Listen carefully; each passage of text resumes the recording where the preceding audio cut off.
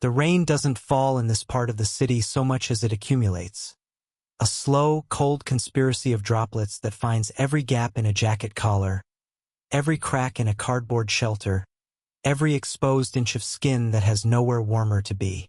Ezra Voss is crouched behind a dumpster on Clement Street, and he is inside a bank. Not physically. Physically, he is 31 years old and unwashed and wearing a hoodie with a broken zipper secured with a binder clip, and his shoes have a hole in the left sole lined with a folded CVS receipt that stopped being waterproof 2 hours ago. But the laptop balanced on his knees, a ThinkPad X220 pulled from an electronics recycling bin, its cracked screen held together with electrical tape, its battery giving him exactly 93 minutes, is connected, through a signal chain that took him 6 weeks to build, to the internal network of Meridian Financial Group, one of the 7 largest private equity firms in the country. He is not stealing money. What he is doing tonight is reading. The file he has come for is buried in Meridian's HR compliance archive, for directory levels below the public-facing network, in a partition the company's own IT staff does not routinely access. It is labeled as a routine background check file for a candidate named Dara Osei. What it actually contains is a fabrication. Ezra knows this because he saw the original 3 weeks ago, when Dara Osei sat down on the other end of the concrete ledge outside the Civic Center library and cried quietly into her phone for 40 minutes. What he saw on the screen before she noticed him looking was a letter from Nexus Collective informing her that her employment offer had been rescinded following a background check that revealed a criminal record. Dara Osei does not have a criminal record. Ezra Voss said, "That record is false." She looked at him. He said, "The formatting on that background check report is Meridian Financial's template. I can prove the record is fabricated if you give me 3 weeks." Until 4 years ago, Ezra Voss was a senior infrastructure security engineer at Paladin Systems, exceptional at his job in the specific way that gets noticed by systems rather than managers. Systems don't care about presentation and respond only to competence. He was also difficult. Someone whose pattern recognition operates faster than social convention, who sees the wrong answer being confidently presented and cannot let it pass unchallenged. He lasted 8 years because his manager Sylvia Park understood the 17-point emails were correct and ran interference with the patience of someone who understood what she had. Sylvia Park died of a pulmonary embolism on a Tuesday in March, 4 years ago. By the following January, Ezra had been managed out. The apartment lasted 14 months. The severance lasted 16. After that, the sequence of events that brought him to Clement Street was not dramatic. It was the particular mundane catastrophe of a person who is very good at one thing and not functional at most others, in a city where the cost of shelter does not care about your competencies. What he kept? The ThinkPad salvaged. A waterproof backpack with a broken clasp secured with a carabiner. A solar charging panel the size of a magazine. A Faraday sleeve for the laptop. 3 changes of socks because he'd read that feet are the primary vector of health failure in people living outdoors, and he had taken this information seriously. What he kept that nobody can see. The ability to read a network the way a musician reads a score, not note by note but as a whole architecture, understanding immediately where the structure is sound and where it has been patched over, where the load is distributed and where it has been quietly redirected, where something that looks like infrastructure is actually a hiding place. He had been using this ability entirely for survival, doing small paid jobs through a darknet forum where he was known only as Ghost_Signal. He had not used it for anything significant. He had not believed anything significant was available to him. 6 weeks. This is how long it took to build the infrastructure from the materials available in a radius of 3 miles. The hardware audit. The ThinkPad as anchor, its age an advantage because it predates several firmware security classes. A supplemental power supply from 2 salvaged laptop batteries wired in series through a voltage regulator extracted from a broken UPS unit in a dumpster outside an office park. Tested 17 times until the draw is stable. The signal chain built in 4 stages. A Raspberry Pi 0W configured as a wireless bridge. pulling signal from an open corporate Wi-Fi bleeding from a logistics company parking structure 2 blocks away. A signal repeater built from a disassembled router, installed on the roof of an abandoned storage unit through a broken skylight. A second hop through Tor. A session token lifted from Meridian's own IT support network, belonging to a contractor named Stefan Gomez, found in a credential dump from a breach Meridian hadn't publicly disclosed. The token has not been rotated. Ezra checks every 6 hours. Tonight, crouched behind the dumpster, 93 plus supplemental minutes on the clock, Rain finding the gap between his collar and his neck, he connects the chain and enters Meridian's network as Stefan Gomez. The file on Dara Ose is in directory path/compliance/2023/Q3/ose_D_next_ose_00441.pdf, and it has been modified. He can see this in the metadata before he opens it. The file's creation date is August 14th, but the modification timestamp is September 3rd, 19 days later, 2 days before Dara received the rescission letter.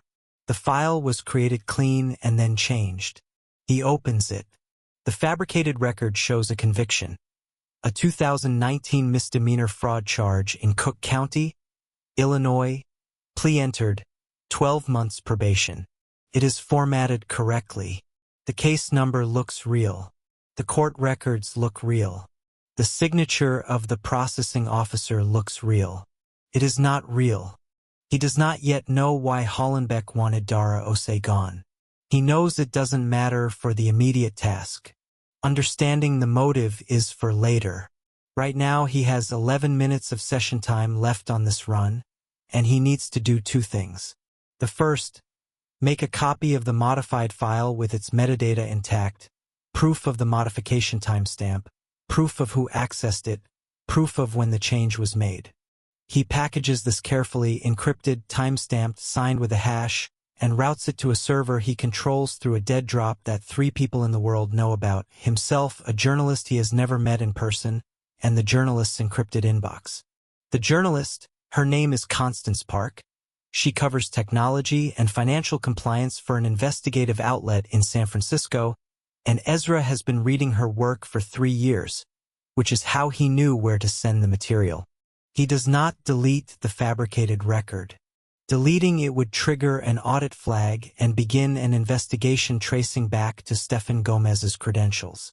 What he does instead is access Meridian's internal version control system, a backup mechanism that compliance systems use to maintain regulatory audit trails, and finds the August 14th version of the file, the clean version. He does not replace the current file with the old one. He creates a new entry in the version history, stamped with a timestamp from a system clock he has adjusted, that shows the current modified version being restored to the August 14th original. As far as Meridian's compliance audit trail is concerned, a routine data integrity check has corrected a file corruption event. The fabricated record is gone. The audit trail shows it being removed by the system's own integrity mechanisms. He closes the session. He closes the VPN. He removes the USB. He sits in the rain for a moment. He has met Dara Ose 4 times. The first time was the day on the concrete ledge. The second time was a week later when she came back and said, "Are you still working on it?" And he said yes, and she sat down and they did not talk for 2 hours. The third time she brought him a coffee and said, "I did some research on you." He waited. She said, "You built the authentication framework for Paladin's Western Region Compliance Network. I found it in a trade publication from 2018. Still running." He said, "It'll run for another decade if they don't touch it." She said, "Why are you here?" He thought about how to answer and decided on honesty. "Because I stopped being useful to the systems that pay for shelter, and the city doesn't have a way to value the kind of useful I am." She looked at him for a long time. He said, "I'm not asking for anything. I said I would do this and I will do it." She said, "I know. I just think it's wrong." He said, "Yes. The fourth time is the morning after the session on Clement Street, when he hands her an envelope and tells her to deliver it to Nexus's executive director by hand. Today. Tell them you commissioned an independent background check verification through a digital forensics consultant. Did I? You did. I consulted. You paid me in coffee. She takes the envelope. She looks at him. She says, "Come inside. I'm going to teach a class in an hour and you can watch if you want. It's Python fundamentals." He looks at the library door. He has been outside this library for 11 months, using its Wi-Fi from the steps, and he has not gone inside once because going inside means being visible in a way that outdoor spaces don't require. "I know Python," he says. "I know you do," she says. "Come anyway." He goes inside. Within Meridian, Priya Suresh pulls the file and finds it clean. She knows it was not clean on September 3rd because she is the one who made it not clean. She also knows from the file's version history that a system integrity check has replaced the modified version with the original, and the timestamp on that check is from a maintenance window that actually occurred, meaning she cannot definitively prove that the restoration was not automatic. She spends 4 hours in this position, knowing what she did, knowing it has been undone, unable to prove the undoing was deliberate without implicating herself in the doing. She calls Craig Hollenbeck. He does not answer. She calls again. He reads her encrypted message and does not respond. At 4:30 p.m., she goes to Meridian's head of compliance and reports a data integrity anomaly in the screening archive. She characterizes it as a system error. She recommends a full audit of Q3 screening files.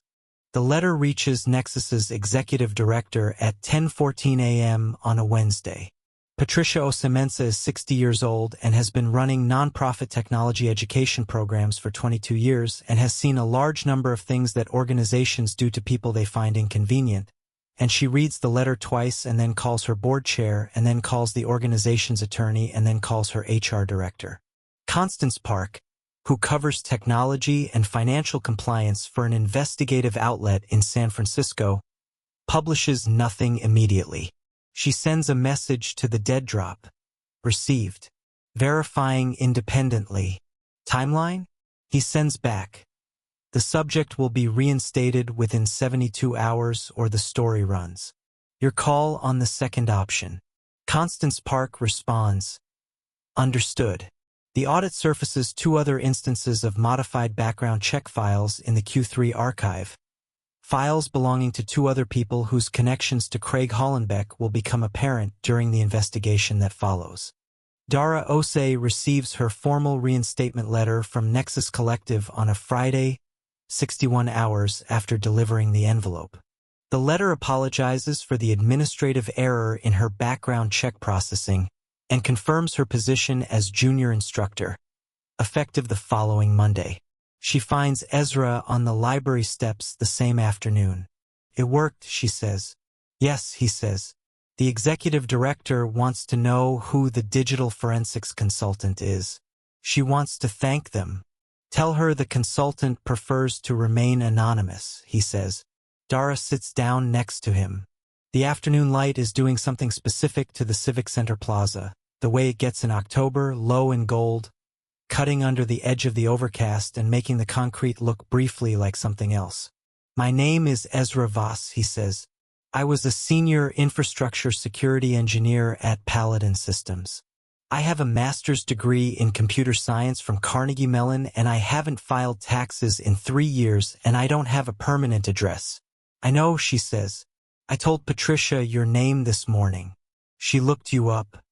He thinks about what flexible arrangements can mean and whether needs can be negotiated when the person doing the negotiating is sitting on library steps with a hole in their left shoe. The pay would be enough for a room, Dara says quietly. Month to month. No lis requirement.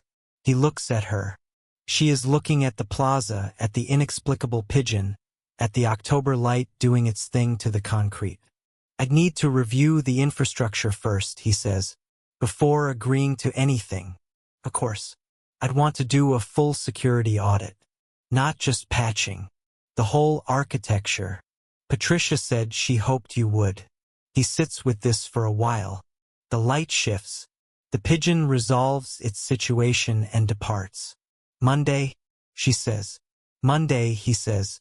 He sits back down on the library steps and opens the ThinkPad and runs a diagnostic on the supplemental battery pack and makes a note on a text file labeled infrastructure_review_checklist.txt that already has 47 items on it because he started it 6 days ago. He builds things before he needs them. He has always worked best that way.